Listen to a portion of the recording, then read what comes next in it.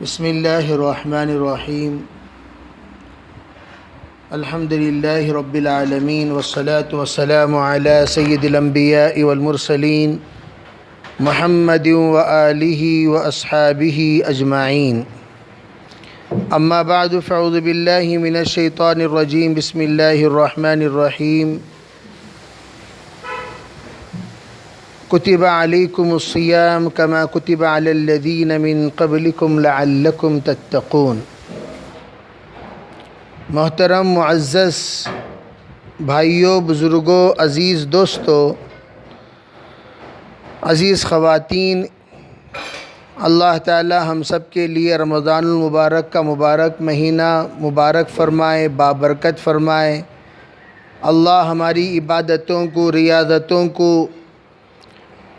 مجاہدوں کو، روزوں کو بے انتہا قبول فرماوے. اس وقت ہم لوگ چند باتوں کا خاص طور پر لحاظ رکھیں جن کا اس لاک ڈاؤن کے زمانے میں رمضان مبارک میں خاص لحاظ رکھنا بہت ضروری ہے.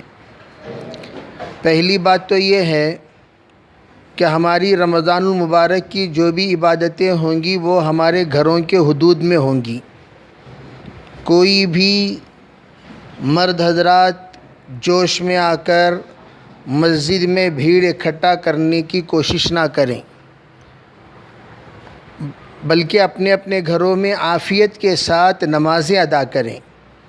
اس کی ترتیب یہ ہوگی کہ آپ جس طرح مساجد میں نمازوں کے اوقات لکھے جاتے ہیں ویسے بیٹھ کر فجر، ظہر، عصر، مغرب، عشاء کے اوقات کیا ہوں گے اس کو پہلے آپ متعین فرماویں، اور متعین کرنے کے بعد اسی کے مطابق باقاعدہ گھر میں اذان دی جائے اور اذان دے کر نماز پڑھی جائے.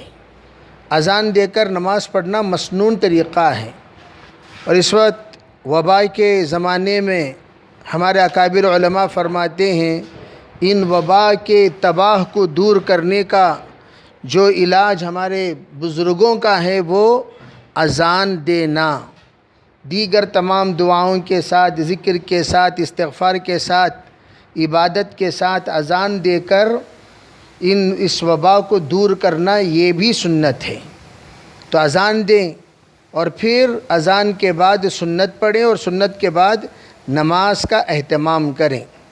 اور اسی طریقے سے عشاء کی نماز ایسے وقت متعین کریں جب تمام اپنے اپنے کاموں سے فارغ ہو کر مستورات بھی آپ کی نماز میں شریک ہو سکتے ہوں. ان اوقات میں آپ عشاء پڑھیں اور عشاء کے بعد سنت کے بعد 20 رکعت تراویح پڑھیں. تراویح پڑھنے کا طریقہ کیا ہوگا؟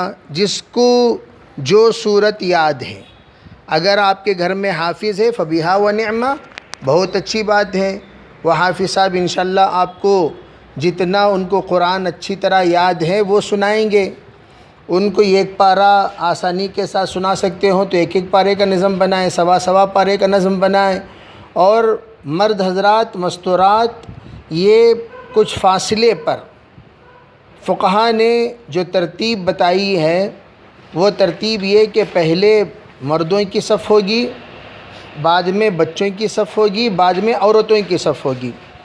اگر نامحرم عورتیں ہیں تو بہتر یہ ہے کہ پردہ باندھ لیا کریں تاکہ ان کی نظر نامحرم مردوں پر نہ پڑے، نامحرموں کی نظر نامحرم عورتوں پر نہ پڑے. اگر پردے کے ساتھ ہیں تو کوئی حرج نہیں. اگر ایسا نظم ہے کہ وہاں بے پردگی کا کوئی اندیشہ نہیں ہے، علماء فرماتے ہیں کہ ایسے موقع پر کوئی حرج نہیں کہ مستورات پیچھے ہی کھڑے رہیں، مرد حضرات آگے کھڑے رہیں، بیچ میں بچے کھڑے رہیں اور نماز اہتمام سے پڑھیں. اور 20 رکعت تراویح پڑھنا رمضان مبارک میں یہ ایک سنت ہے. اور پورا قرآن سنانا یہ الگ سنت ہے. اگر ہم پورا قرآن سنانے کی سنت سے محروم ہو رہے ہیں تو کم از کم 20 رکعت کی جو سنت ہے اس کا اہتمام کریں. تو اس میں بعضوں کو 20 صورتیں یاد ہیں تو 20 صورتیں پڑھیں، بعضوں کو 10 صورتیں یاد ہیں 10 صورتیں پڑھیں، بعضوں کو 4 ہی صورتیں صحیح یاد ہوتی ہیں. جو صورتیں صحیح یاد ہیں وہ صورتیں پڑھا کریں.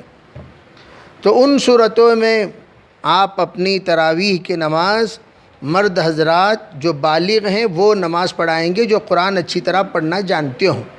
نابالغ بچوں کی نماز کا اہتمام نہ کریں، نابالغ بچوں سے نماز نہیں ہوتی۔ اسی طرح قرآن بعض لوگ دیکھ کر پڑھنے کے سلسلے میں بہت سارے سوال کیے کہ حضرت کیا قرآن دیکھ کر پڑھ سکتے ہیں؟ ان کو بھی میں یہ بتا دینا مناسب سمجھتا ہوں، قرآن دیکھ کر پڑھنا بھی جائز نہیں ہے، اس سے نماز نہیں ہوگی۔ تعلم و تعلم کا یہ سلسلہ ہے، اور تعلیم و تعلم یہ نماز میں درست نہیں ہے، اور اس سے نماز فاسد ہو جاتی ہے۔ اس لیے اس بات کا اہتمام کریں کہ ہم لوگ جتنی صورتیں صحیح یاد ہیں آپ کسی حافظ صاحب سے سنا لیا کریں۔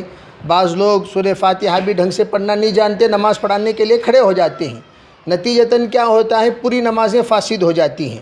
اس لیے اس بات کا اہتمام کریں کہ جو صورتیں آپ کو اچھی طرح یاد ہیں، پکی یاد ہیں اور تجوید کے ساتھ یاد ہیں، ایسی یاد ہیں جس کے ذریعے سے انشاءاللہ نماز فاسد نہیں ہوگی، تو اس طرح آپ نماز کا اہتمام کریں۔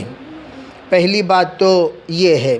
دوسری بات یہ، ہر 4 رکعت کے بعد 2 رکعت ہماری تراویح ہوگی، ہر 4 رکعت کے بعد جو تسبیح پڑھی جاتی ہیں وہ تسبیح ہمارے اکابر کے طرف سے اس لیے رائج ہے تاکہ لوگ دیگر واہی تباہی کاموں میں مصروف نہ ہوں۔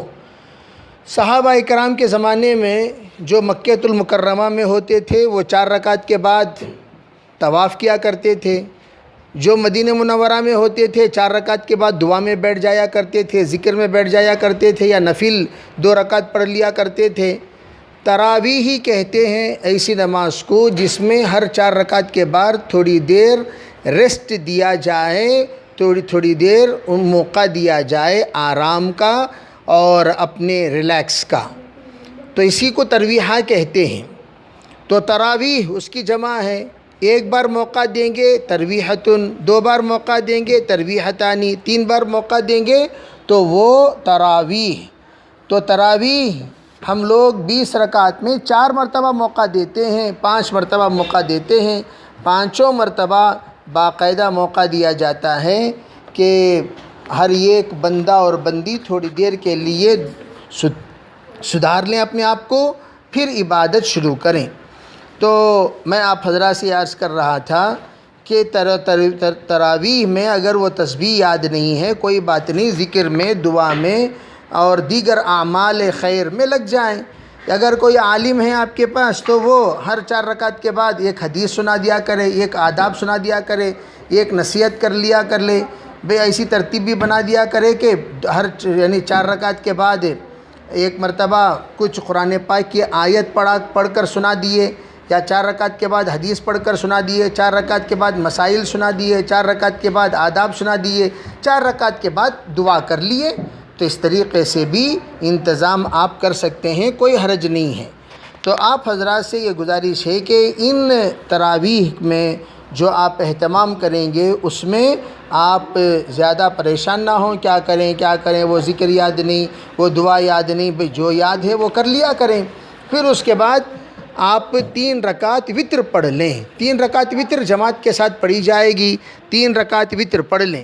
3 رکعت وتر ہمارے مستورات کو بھی پتہ چل جائے کہ وتر کی نماز شروع ہو رہی ہے تو اس میں ذرا اعلان کر لیا کرے، جیسے کہ عام طور پر لوگوں کو معلوم کرانے کے لیے الصلاۃ سنت التراویح کہتے ہیں تراویح سے پہلے، تو الصلاۃ واجب الوتر یہ کہہ لیا کریں وتر کی نماز سے پہلے۔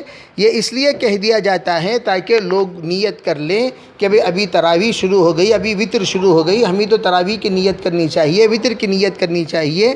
وتر کی نماز کے بعد آپ آزاد ہیں۔ آپ عام طور پر حضور صلی اللہ علیہ وسلم وتر کے بعد سبحان الملک القدوس 3 مرتبہ پڑھا کرتے تھے، پھر اس کے بعد آپ علیہ الصلاۃ والسلام بیٹھ کر 2 رکعت پڑھتے تھے۔ یہ 2 رکعت پڑھنا مستحب ہے، یہ پڑھ لیا کریں۔ پھر اب جلدی سے کھانا کھا کر سو جائیں۔ اگر تراویح سے پہلے کھانا کھا لیتے بہت بہتر ہے، تاکہ سحری میں بھی آسانی کے ساتھ ہم اٹھ سکیں اور کھا سکیں۔ اللہ تعالی ہمارے اس رمضان مبارک کو بے انتہا قبول فرمائے، ہر طرح کے خیر مقدر فرمائے۔ بہت جلد مسائل رمضان کا سلسلہ شروع ہوگا، تفسیر و حدیث، اللہ عمل کی توفیق عطا فرمائے۔ السلام علیکم ورحمۃ اللہ۔